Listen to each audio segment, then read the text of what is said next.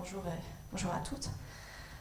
Tout d'abord, je tiens à remercier l'association Asper Monza qui nous a invités et on a accepté avec beaucoup de plaisir parce que c'est vrai qu'à HandiSup, on a un projet pour les étudiants autistes pour préparer l'insertion professionnelle et on a toujours pensé dès le départ qu'on ferait l'effort de partager et de transmettre un petit peu notre expérience qui peut peut-être aider certains à se lancer ou à se renforcer.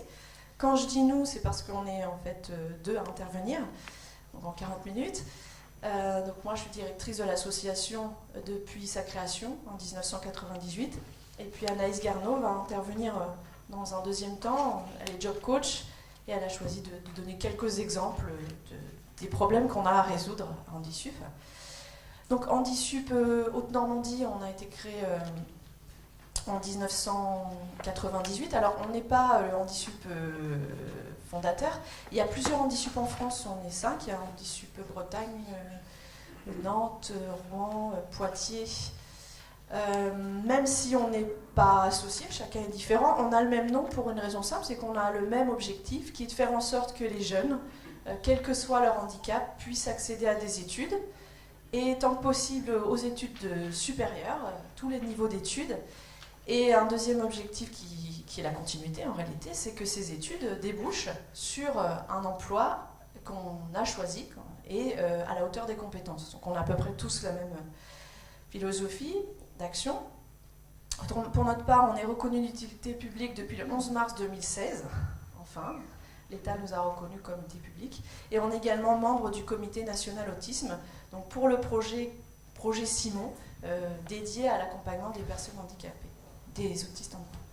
Alors, je vais d'abord présenter les actions d'HandiSup en général pour tous les étudiants, quel que soit leur handicap, puisque les étudiants autistes ont le même accompagnement.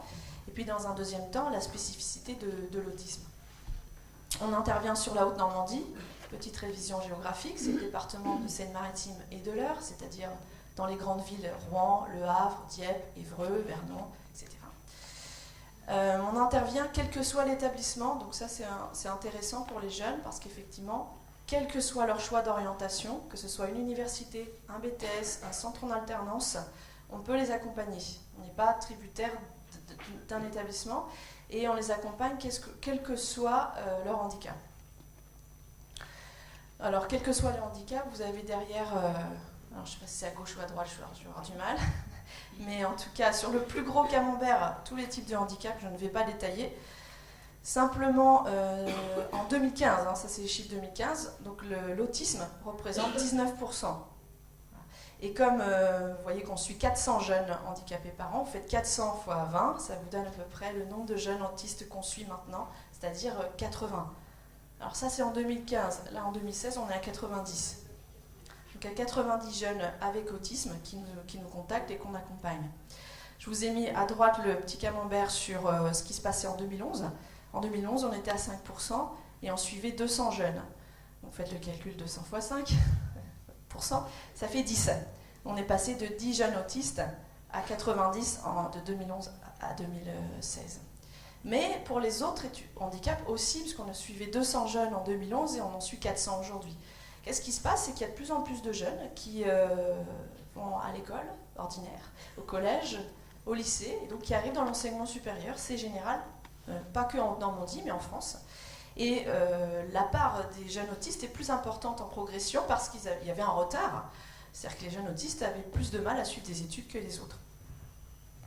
Un mot sur les partenariats de l'association. Je vous fais grâce de les citer parce qu'il y en a 70 qui nous soutiennent. Ça explique aussi pourquoi il y a plusieurs HandiSup, c'est-à-dire que c'est très local. En gros, la moitié, c'est des ressources publiques. L'université de Rouen, l'université du Havre, la région, les départements, et puis l'autre moitié, en gros, c'est le privé, mécénat et entreprises, qui nous financent directement.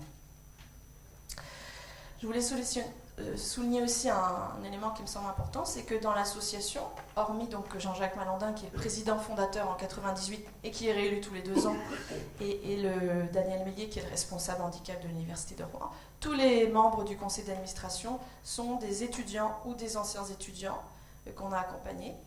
Pour la plupart, il y en a 11 qui ont un handicap sur 15. Et ça me semble important qu'on associe toujours les personnes concernées. Ils nous apprennent des choses, on a besoin toujours d'être en contact. Et on est très content que l'année dernière, aux dernières élections, un jeune autiste Asperger a été élu au conseil d'administration. Il travaille maintenant, mais il est non seulement il est au conseil, mais il est le super bénévole de l'année, parce qu'on a 80 bénévoles et on élit un super bénévole, et c'est lui qui est le plus engagé dans l'association. Donc tous les handicaps sont représentés au conseil d'administration maintenant. Alors, quelle est notre action plus précisément? En fait, on intervient dès le lycée. On accueille tous les lycéens de terminale maintenant. Avant, on allait en première et en seconde, mais étant donné le nombre de jeunes qu'on accompagne, les moyens humains ne suivent pas, mais au plus tard en terminale. Le but est de favoriser l'accès, donc aider à l'orientation, informer, aider dans les démarches administratives auprès de la MDPH, convaincre aussi les établissements d'enseignement supérieur d'accueillir le jeune autiste. Alors, je suis heureuse de voir qu'à l'Université de Lorient, ça se passe bien, à l'Université de Rouen aussi, au Havre aussi.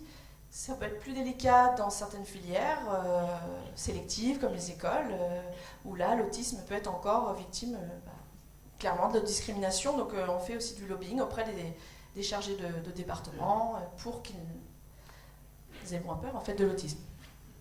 L'accompagnement ensuite se poursuit. Pendant les études, on ne s'occupe pas de la pédagogie, ça effectivement c'est la fonction de chaque établissement, mais par contre on prépare l'entrée dans le milieu professionnel.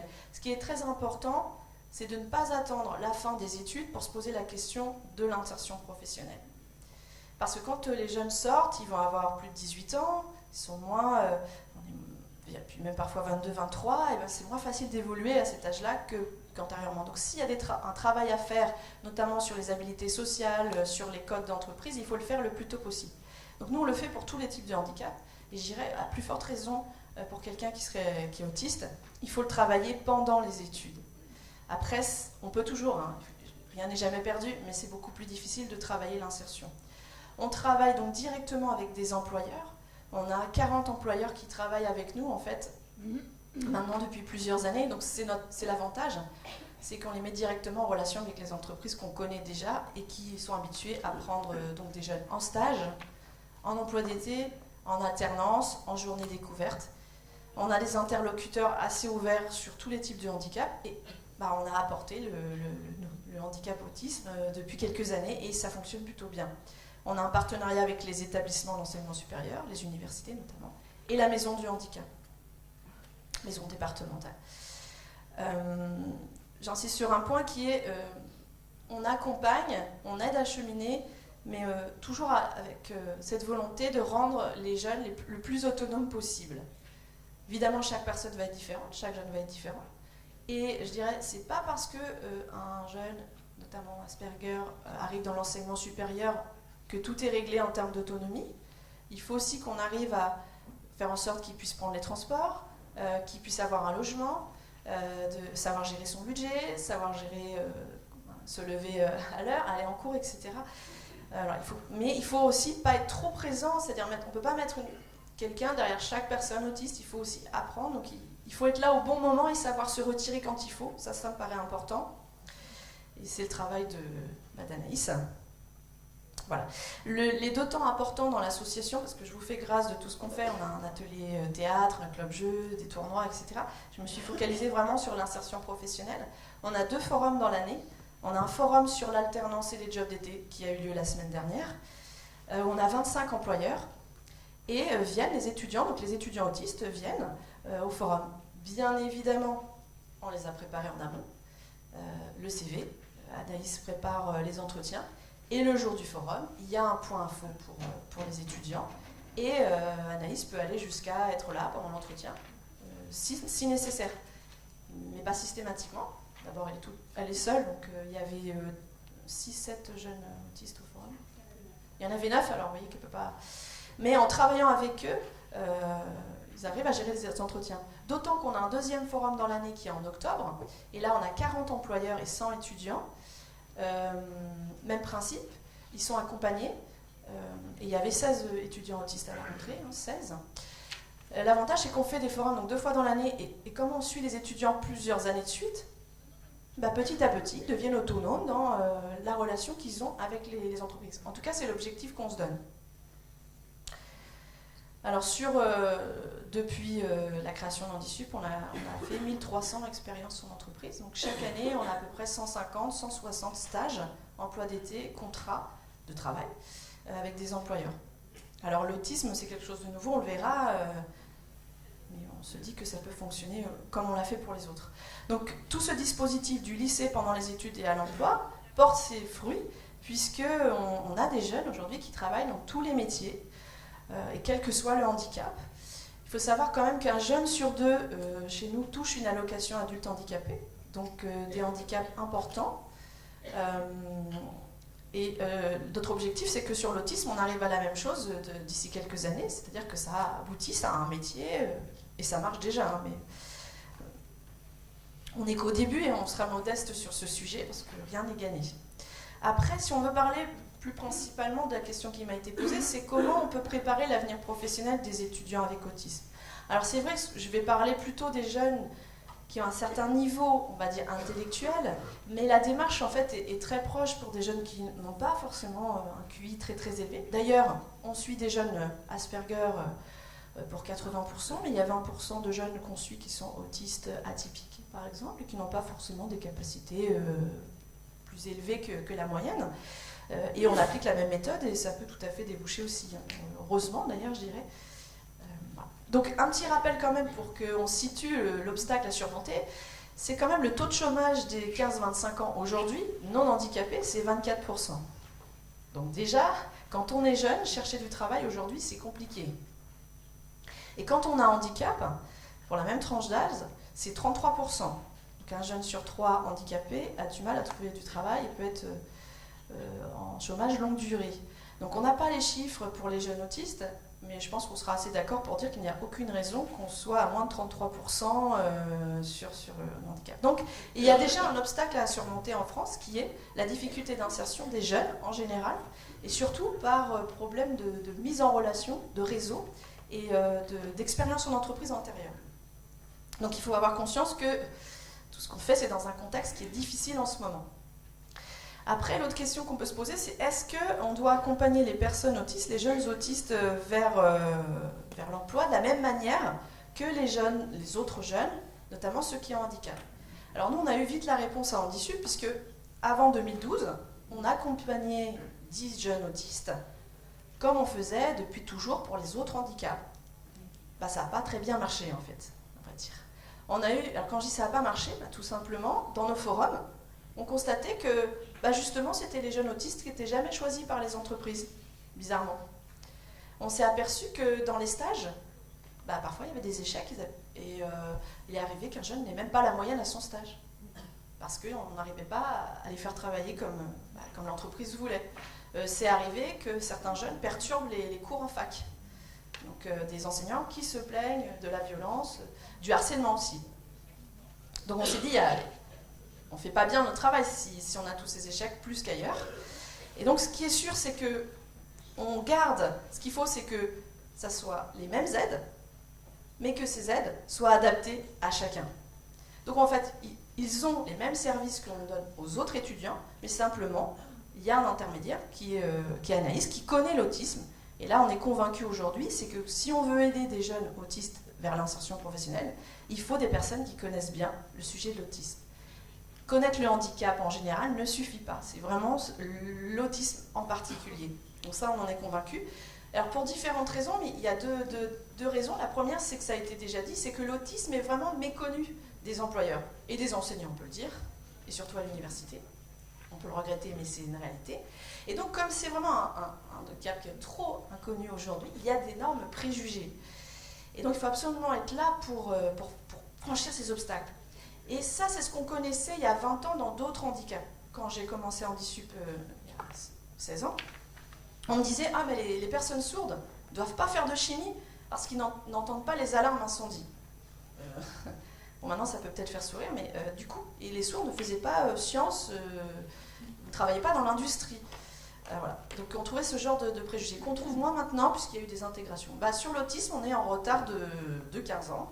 Et on a des préjugés, donc il ne faut pas que les autistes fassent des filières sur l'accueil parce qu'ils ne peuvent pas accueillir, mais on a des jeunes aujourd'hui qui sont embauchés sur des postes d'accueil, de guides dans les musées. Donc il n'y a pas de raison, mais on a encore ces préjugés. Des enseignants qui vont nous dire non, il ne faut pas qu'il fasse chimie, c'est trop dangereux en TP, s'il se met à acheter l'acide chlorhydrique sur ses camarades, enfin, on en est là, enfin, dans les fantasmes. Voilà. Il faut vraiment travailler sur la sensibilisation, c'est le plus gros frein aujourd'hui. J'espère que dans 15 ans, déjà, on aura enlevé ces problèmes-là. Deuxième point, c'est que l'acte de recherche d'emploi est un acte de communication. Il faut faire un CV, une lettre de motivation, et mener un entretien, voire plusieurs, avec une ou plusieurs personnes. Bon, donc ça, évidemment, si on n'est pas préparé, déjà, même quand on n'a pas de handicap et qu'on est préparé, c'est compliqué, mais là, ça peut être insurmontable pour certains. Après, on a même des jeunes qui arrivent à faire des entretiens et à être recrutés, sans même dire qu'ils sont autistes. Mais il reste une dernière étape qui est conserver son emploi. Et ce qu'on a eu, c'est que des jeunes trouvaient un emploi par eux-mêmes, on était très contents, et ils étaient virés au bout de parfois une matinée, parfois une semaine, tout simplement parce qu'ils n'avaient pas les codes de l'entreprise. Et donc ils tutoyaient, ils étaient agressifs, enfin, on avait tous les exemples, on peut en parler des heures. Donc pour ces raisons-là, il faut absolument un accompagnement. On s'est dit il faut faire quelque chose. Qu'est-ce que j'ai fait ? J'ai rencontré des spécialistes de l'autisme qui m'ont dit que dans certains pays à l'étranger, il y avait des personnes qui travaillaient avec du coaching. Donc j'ai pris un billet à la SNCF, ça n'a pas été facile, ça c'est une autre histoire. Et je suis allée en Suisse et en Belgique voir les employeurs de ces personnes. Je suis allée voir l'entreprise Passwerk en particulier et Asperger Informatique.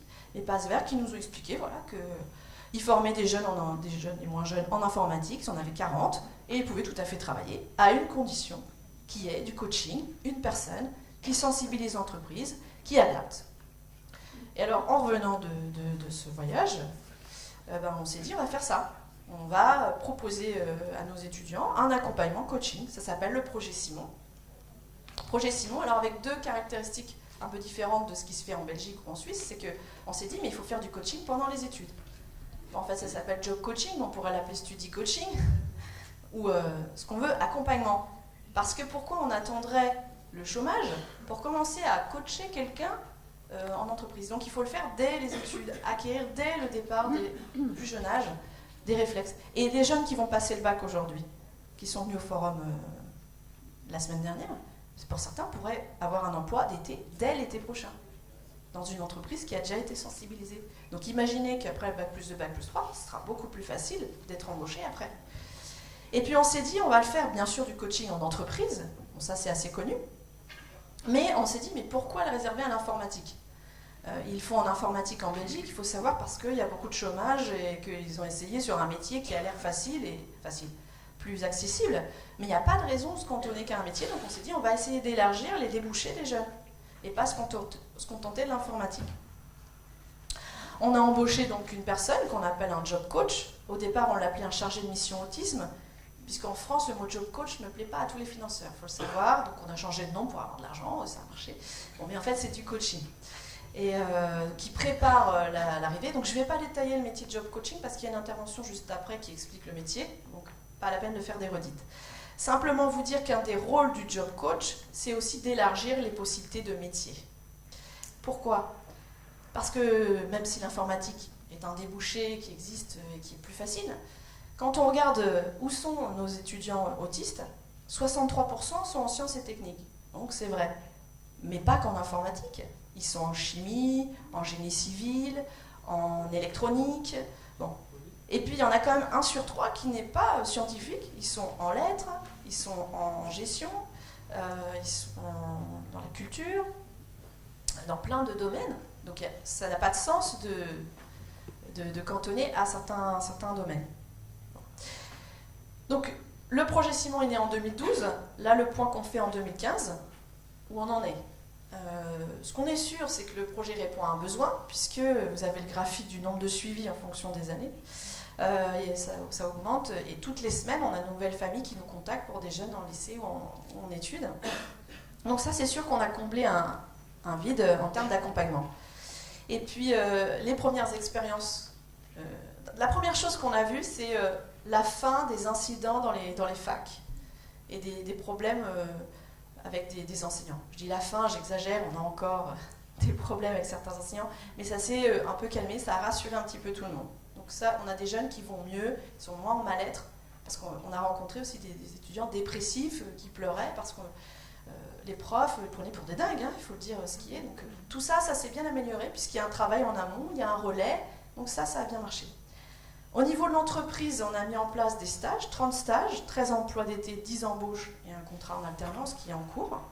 Donc ce qu'on a vu, c'est qu'il y avait plutôt une bonne... Les entreprises avec lesquelles on travaillait pour les autres handicaps se sont montrées très réceptives et se sont dit pourquoi pas. Donc ça, c'était une bonne nouvelle parce qu'au début, c'était pas gagné, parce que c'est pas le plus simple. Mais finalement, pourquoi pas. Ceci étant, ça se fait pas tout seul.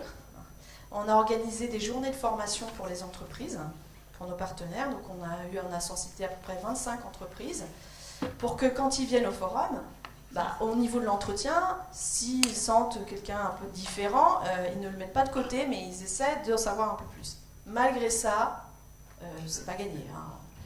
Certains ont fait la formation, mais continuent à faire des entretiens d'embauche en disant mais il ne veut pas me dire ce qu'il veut, il ne veut pas me dire ce qu'il veut, enfin, c'est un peu compliqué.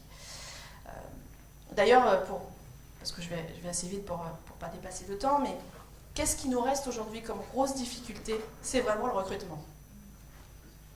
C'est l'obstacle à surmonter. Le recrutement, puis je dirais les premières journées, premières semaines en entreprise. Mais vraiment, le recrutement est un obstacle. L'entretien, qu'il soit téléphonique ou... Parce que même si Anaïs prépare les étudiants, pour certains, ils sont autistes. Donc, l'entretien, pour certains, on n'y arrive pas. Ils ne voient pas l'intérêt de l'entretien. Donc, nous, ce qu'on essaie de faire, c'est de dire aux employeurs, arrêtez de tout baser sur l'entretien, essayez, faites des visites, prenez quelqu'un en stage. Parce que de toute façon, nous, pour l'entretien, on n'y arrivera pas. Et ça, on a du mal, parce que le processus de recrutement en France est très, très rigide. Il suffit de lire les offres d'emploi pour être découragé. D'ailleurs, les étudiants, quand ils voient une offre d'emploi, ils se disent c'est pas pour moi, j'ai pas tout. Donc, ils candidatent même pas. Donc, il y a tout ça qui est vraiment travail. Il faut travailler donc, avec les pôles emploi et Cap emploi, parce que là, il n'y a rien, mais aussi avec les employeurs directement, les responsables ressources humaines, pour que les processus de changement, de recrutement changent. Bon, il y a encore de la marge. Donc justement, pour aider les employeurs à changer un petit peu, être sensibilisés, à comprendre des choses, on a édité un guide qu'on a déposé sur vos tables, qui s'appelle le guide Simon, qui est parti de l'expérience vécue. Donc les situations qui sont dessinées dans le guide ne sont pas des situations théoriques, mais sont des situations qu'on a rencontrées sur les 3 années et les solutions un petit peu qu'on a mis en place. Voilà. Ensuite, je voulais vous donner quelques éléments pour ceux qui seraient, parce que j'imagine qu'il y a une diversité de personnes présentes. Mi-temps, je sais très bien. C'est donné pour des personnes qui seraient dans le conseil au projet professionnel quelques éléments, quelques guides. Il n'y a pas vraiment de méthodologie rigide, de recettes toutes faites pour accompagner quelqu'un dans la construction de son projet.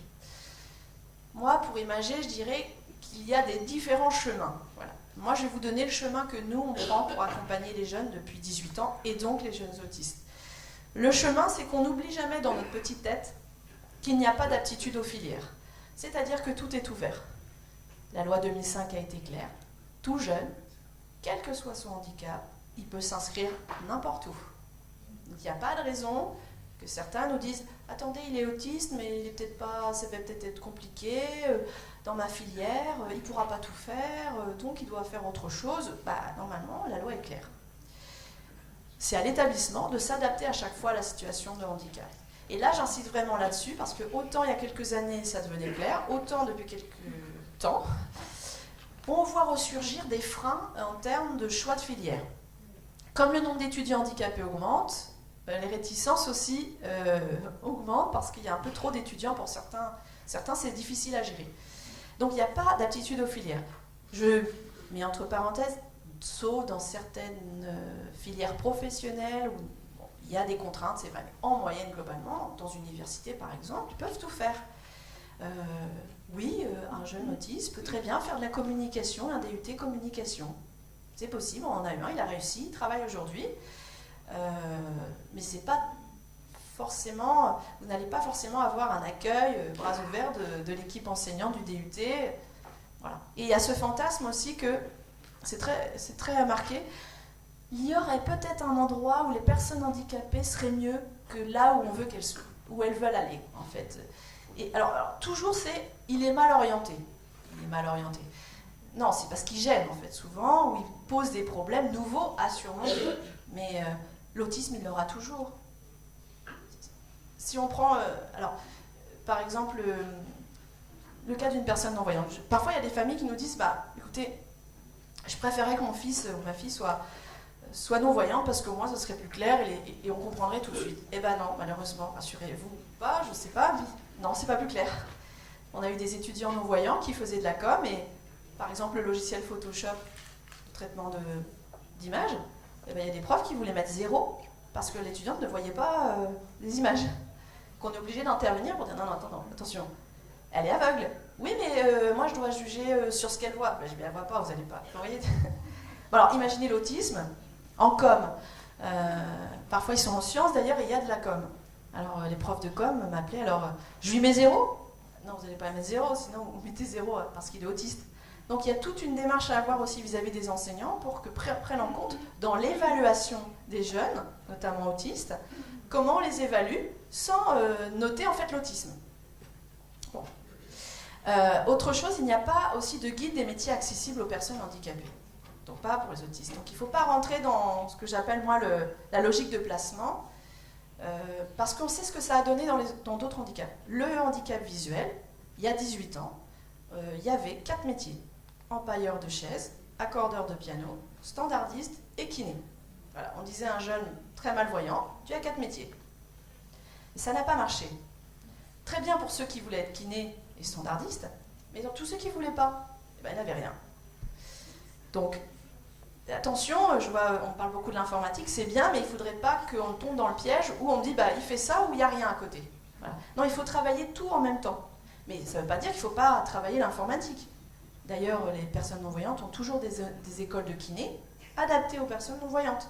Ça n'empêche pas. Mais il ne faut pas se laisser enfermer, notamment au niveau des choix politiques, sur ça.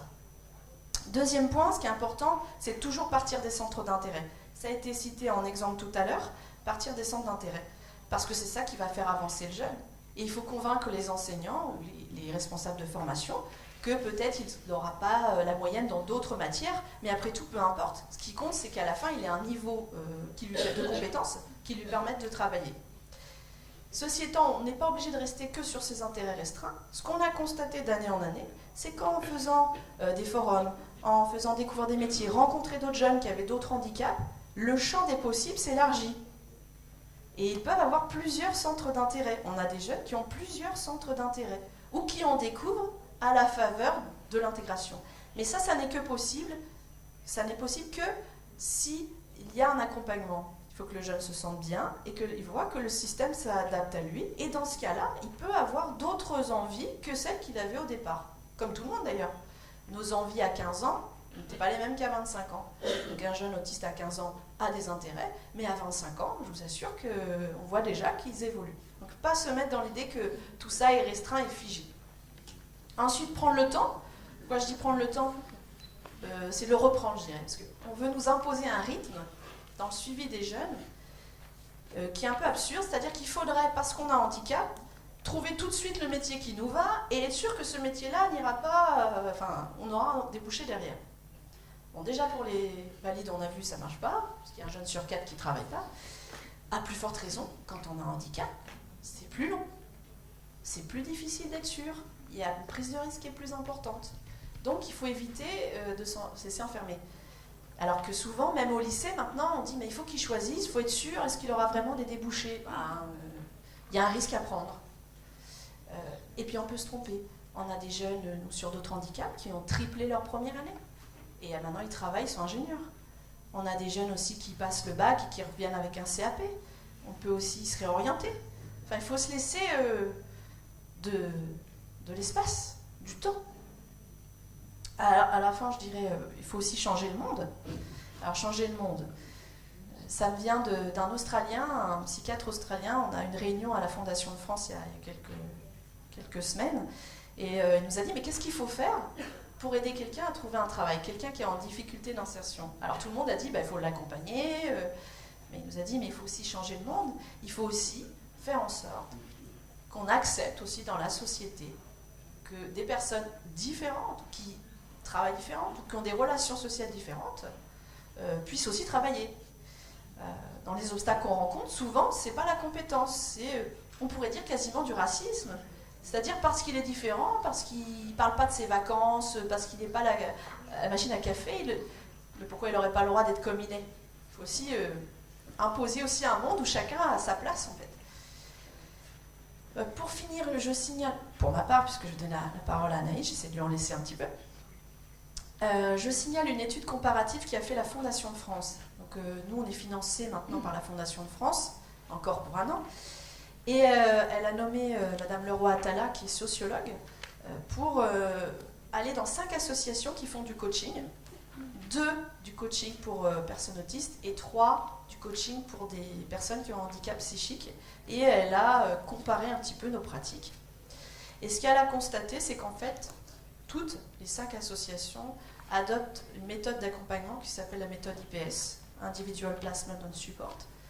Bon, nous, on le faisait, on ne savait même pas que c'était cette méthode-là, mais disons que ça nous vient de l'autre côté de l'Atlantique. En matière d'insertion professionnelle, les dispositifs les plus efficaces d'après l'outre-Atlantique ont 5 grands principes d'intervention. On retrouve toujours plus ou moins 5 grands types. Le premier, l'objectif, c'est le milieu ordinaire. Il faut avoir ça comme ambition. Si ça ne fonctionne pas, on peut essayer d'autres modes, mais c'est le milieu ordinaire quand on accompagne quelqu'un. Deuxièmement, zéro exclusion. C'est-à-dire qu'on accompagne tout le monde. On ne dit pas celui-là il a un handicap trop lourd, celui-là il a des habilités sociales trop loin, etc. On essaye pour tout le monde. Il ne faut pas avoir d'a priori parce qu'on ne sait pas où on va aller. Troisième point, c'est la recherche rapide d'emploi. C'est-à-dire qu'il ne faut pas se dire, pas toujours se dire, on va se donner 6 mois, et puis s'il est prêt, on le mettra dans l'emploi. Non, c'est l'emploi qui va faire évoluer aussi la personne. Donc il faut réussir à préparer, bien entendu, mais pas attendre la perfection pour aller vers l'emploi, parce que c'est quand il sera en milieu professionnel qu'il peut aussi se révéler être bien. Donc ne pas attendre d'être prêt, il faut se lancer. Ensuite, un accompagnement individualisé, ça c'est évident. Du job development, c'est-à-dire être capable d'aller dans une entreprise et la convaincre d'adapter le poste à la personne, plutôt que de vouloir toujours un homme parfait sur un poste. Non, c'est... Donc on a des entreprises qui arrivent à créer des postes sur mesure. Ils voient un jeune, ils trouvent qu'il a des compétences, ils créent le poste sur mesure. Bon, c'est pas encore généralisé. Mais plus on dit que ça existe, plus ça donnera peut-être l'idée à d'autres de le faire. Ensuite, coordination avec les soins. C'est vrai que je ne l'ai pas signalé, mais on travaille avec le Centre Ressources Autisme de Haute-Normandie, en relation étroite. Et aussi, on oriente vers des psychologues quand des situations relèvent du soin. On ne fait pas de soins. Et puis enfin, un soutien continu sans limite. Alors ça étonne toujours les financeurs. C'est-à-dire que les jeunes arrivent, on les reçoit, mais on ne sait pas quand ils vont sortir. Alors il y a toujours ce fantasme, ils vont suivre plein de gens. Non, ils partent naturellement parce que soit ce que vous faites est utile et efficace, et dans ce cas ils trouvent un travail, donc après ils n'ont plus besoin de nous, ou soit ce que vous faites n'est pas efficace et sert à rien. Et je vais vous dire, c'est d'autant plus vrai pour les personnes autistes, c'est qu'ils ne vont plus venir vous voir. Donc ça se régule tout seul. Et les 5 associations qu'elle a rencontrées faisaient la même chose que nous, et ils n'étaient pas envahis de personnes qui resteraient des années. L'accompagnement chez nous, en moyenne, c'est 3 ans. Mais certains sont accompagnés 1 année, d'autres 3, d'autres 4, mais ça se régule tout seul. Après, je finis avec les soutiens, je laisse la parole à Anaïs. C'est qu'on est soutenu, je vais les citer parce que c'est important, la Fondation de France, la Fondation Terre Plurielle de Bouygues, la Fondation MMA, dans une moindre mesure, mais un soutien important, Harmonie Mutuelle, Bolloré, la Fondation Bolloré, Lubrizol, et bien sûr l'Université de Rouen, l'Université du Havre. Je les cite parce qu'évidemment, il manque du monde. Il n'y a pas l'Agence régionale de santé, il n'y a pas l'État, il n'y a pas la GFIP, il n'y a pas le Fonds pour l'emploi dans la fonction publique, et c'est pas faute de les avoir sollicités. Il n'y a pas trop de fonds publics, on n'a pas réussi encore à mobiliser. Et on l'a vu tout à l'heure, au niveau des députés et des problématiques, le diagnostic, l'éducation, il y a plein de sujets, tellement de sujets à voir. L'insertion professionnelle n'est pas encore vraiment totalement soutenue. En tout cas, on n'a pas réussi. On espère, on attend. Donc je vais laisser la parole à Anaïs pour qu'elle puisse vous donner. Donc moi je vais vous parler de job coaching et de ma pratique de ce que je fais avec les jeunes. Donc mon travail en fait ça consiste à accompagner la personne en prenant en compte ses besoins, mais également d'adapter l'environnement à ses besoins. Donc, je vais vous donner des exemples de ce que je travaille avec les jeunes, donc des exemples des difficultés que j'ai rencontrées et comment j'ai pu travailler avec eux. Donc tout d'abord, je vais vous parler de Lucas. Donc Lucas, c'est un étudiant qui est en première année de sciences à l'université de Rouen. Donc il est arrivé au mois de septembre en première année, donc dans un nouvel environnement. Donc il ne connaissait pas le campus, il avait une nouvelle chambre étudiant, donc la préparation au changement était assez... il y avait une préparation assez compliquée parce que la première semaine, en fait, il avait l'habitude de se connecter à son réseau Wi-Fi de sa chambre étudiante. Et quand il est allé dans son bâtiment de sciences, il s'est connecté sur le même réseau. Mais forcément, ça ne marchait pas, parce que d'un bâtiment à l'autre, ce n'est pas le même réseau Wi-Fi. Donc ça a été très compliqué pour lui, ça a généré de l'angoisse, parce qu'il était en boucle sur ce réseau, il voulait se connecter sur ce réseau. Donc ça a paniqué un petit peu les équipes, parce qu'il est allé au secrétariat, très angoissé, très perturbé, en disant voilà, je quitte le navire, j'arrête la fac, c'est pas possible, vous êtes incompétent. Voilà. Donc ça a vraiment amené une grosse vague de panique au secrétariat. Et aussi beaucoup d'angoisse durant les TP. Donc il était totalement perdu et donc à ce moment-là j'ai été alertée par les enseignants qui avaient peur que, comme Charlotte disait tout à l'heure, qu'il lance de l'acide sur les autres, que c'était impossible son comportement parce qu'il y avait cette méconnaissance de l'autisme. Donc mon rôle en fait ça a été de faire une réunion avec les enseignants et les secrétaires qui avaient participé à ce trouble du comportement pour leur expliquer pourquoi il avait réagi comme ça. Tout simplement, là, il y avait une résistance au changement et comment faire si cela se reproduit. Donc aussi, par rapport aux angoisses qu'il y avait en TP, je l'ai accompagné en cours, tout simplement. Je suis allée avec lui en cours et j'ai vu ce qui se passait. Donc en fait, c'était tout simple, c'est que pendant le TP, il avait tout le mode opératoire, toutes les consignes pour faire le TP. Donc ça, c'était pas le problème. Il arrivait à faire ce qu'il y avait les consignes. Mais à la fin, il devait faire un compte-rendu. Et le compte-rendu, il n'y avait aucune consigne. C'était juste faites un compte-rendu de ce que vous avez fait. Donc ça, forcément, ça a généré énormément d'angoisse. Donc j'ai fait une réunion avec l'enseignant pour lui expliquer comment adapter le travail pour que cet étudiant il puisse réussir son TP comme les autres. Donc parmi nos étudiants, on en a aussi qui sont en recherche de stage, ce qui est le cas de Jérémy, qui recherchait cette année un stage en mesure physique. Donc il y avait des difficultés pour Jérémy dans les démarches. Donc je l'ai aidé à rédiger son CV, sa lettre de motivation, le préparer aux entretiens. Et il a pu participer donc, au forum que présentait Charlotte tout à l'heure pour faire des entretiens avec les entreprises. Mais malgré tous les entretiens qu'il a fait, il en a eu une dizaine, il n'a pas décroché le stage. Parce que l'entretien d'embauche, c'est pas adapté aux personnes autistes.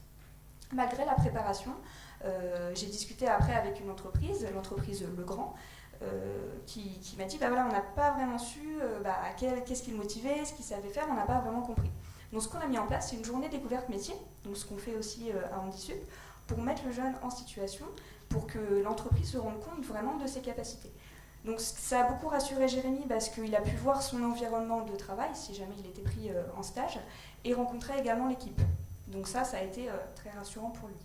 Et durant cette journée, dans la journée, on lui a demandé de faire des manipulations électriques, des soudures, et là, l'entreprise s'est vraiment rendu compte de ses capacités, de ce qu'il savait faire, et il a été finalement reçu en stage. Donc mon rôle après, ça a été de sensibiliser l'équipe à l'autisme, de leur expliquer comment il fonctionnait et comment travailler avec lui. Voilà, donc aujourd'hui, il fait un stage dans cette entreprise. Alors, après son DUT, Jérémy, il aimerait faire une licence pro, et j'ai une de ses enseignantes qui m'a appelée un petit peu embêtée, qui m'a dit, j'ai quelques collègues enseignants qui ne veulent pas le recommander pour une licence pro du fait de son comportement. Donc malgré ses bonnes notes, on ne veut pas le recommander pour une licence pro parce qu'il est handicapé. Donc moi j'ai expliqué à cette enseignante que non, il ne fallait pas forcément, parce qu'elle me dit, est-ce que je dois dire qu'il est handicapé parce que c'est vraiment pas honnête au niveau des autres collègues qui vont le recevoir en licence pro. Donc moi je lui ai dit, tant qu'il peut continuer ses études, parce qu'il a des bonnes notes, il est dans les meilleures, il continue ses études. Donc il y a encore des freins comme ça des enseignants par rapport au handicap. Donc parmi nos jeunes, on a également des jeunes qui travaillent, ce qui est le cas de Quentin. Donc Quentin, il a été suivi par Handisup en tant qu'étudiant. Moi je l'ai connu, il était déjà salarié, donc aujourd'hui il travaille sur une plateforme informatique. Et quand moi je suis arrivée, il avait déjà bénéficié d'un job coach qui travaillait avant à Handisup pour préparer son poste de travail. Donc l'équipe avait déjà eu une sensibilisation à l'autisme. Donc ça c'est important pour ce que je vais vous dire après.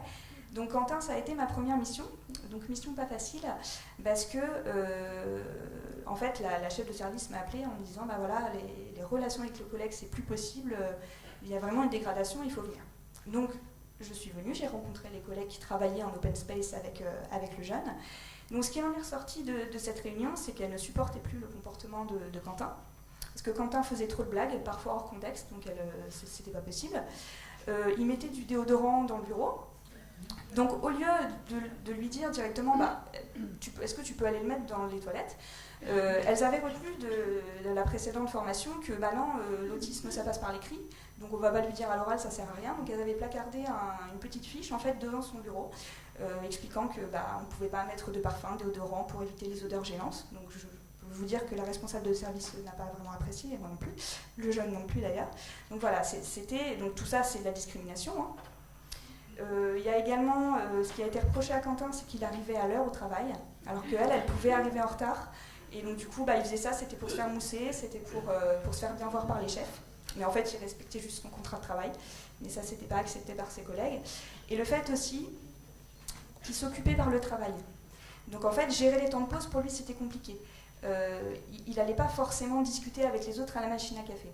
Mais ça, elle ne le comprenait pas. Il disait, bah voilà, il demande du travail exprès, il reste dans son bureau pour travailler, parce que en fait, pour lui, il s'ennuyait, il avait besoin de faire quelque chose. Et ça, c'était très mal vu. Il se fait exprès, il n'est pas handicapé, c'est pour se faire bien voir. Donc tout ça, forcément, c'est très discriminant. Donc à ce moment-là, on intervient en entreprise. Donc on réexplique l'autisme, pourquoi il fonctionne comme ça, et on trouve des solutions ensemble.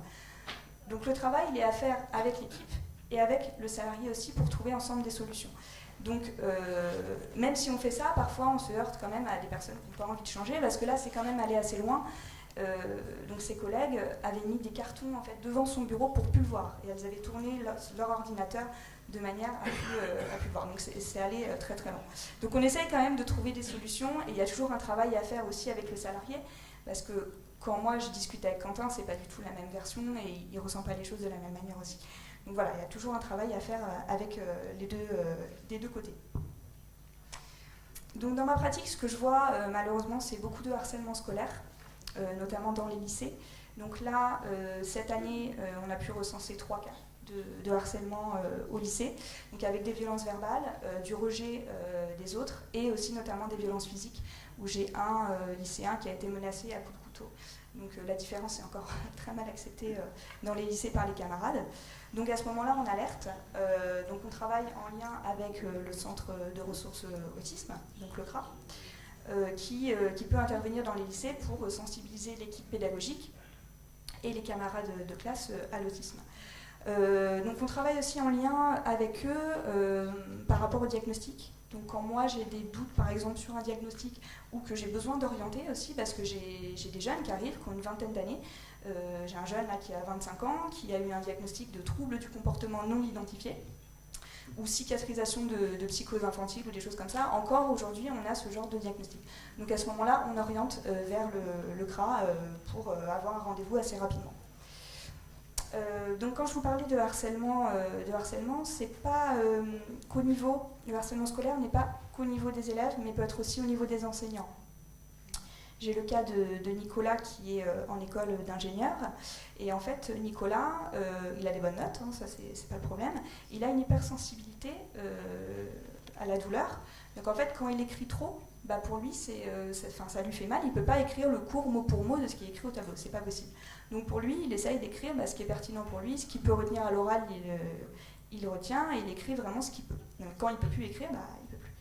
Mais ça, c'est très mal vu par son enseignant qui est toujours derrière lui à lui dire non, moi je veux qu'il soit comme les autres, je veux qu'il écrive comme les autres, je ne vais pas faire du favoritisme. Voilà. Donc c'est encore une difficulté à accepter cette différence. Et voilà, c'est comme si on demandait à un aveugle de voir, et non, il est autiste, il fonctionne différemment, il faut accepter cette différence.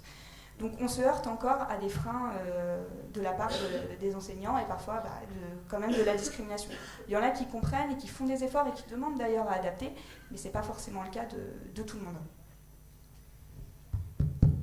Donc en conclusion, il est essentiel de travailler avec le jeune en prenant en compte ses besoins. C'est toujours un suivi personnalisé, c'est jamais les mêmes besoins, jamais les mêmes difficultés, donc c'est ça qui est riche aussi dans le travail. de convaincre les enseignants, même si ce n'est pas toujours facile, et de convaincre les entreprises.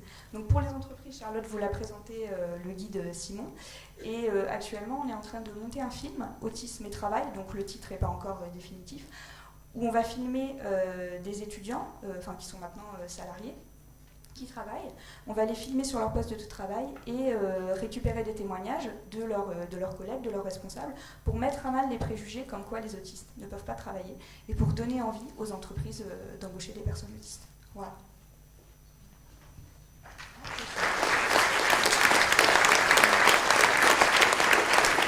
Alors, puisqu'Anaïs l'a pas signalé pour Quentin qui a beaucoup souffert au départ. Aujourd'hui, ça se passe très bien. Il a été titularisé dans la fonction publique.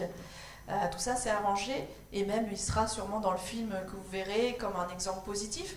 C'est ça que je voulais dire en conclusion, c'est qu'on peut partir de situations très compliquées, des freins très importants par méconnaissance et la présence d'un accompagnement rend les choses finalement ordinaires et il ne faut peut-être pas stigmatiser les personnes qui l'ont rejeté parce que je pense qu'il y en a beaucoup qui s'en rendent compte, ont des comportements qui sont des violences pour les personnes autistes et qu'avec un accompagnement qui est ponctuel, on peut vraiment réussir des choses.